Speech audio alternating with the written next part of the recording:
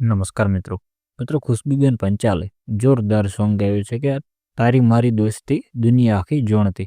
તો મિત્રો તમારા ભાઈબંધને જરૂરથી આ વિડીયો શેર કરજો। જોરદાર સોંગ ગાયું છે, તમને સોંગ સારું જ લાગશે।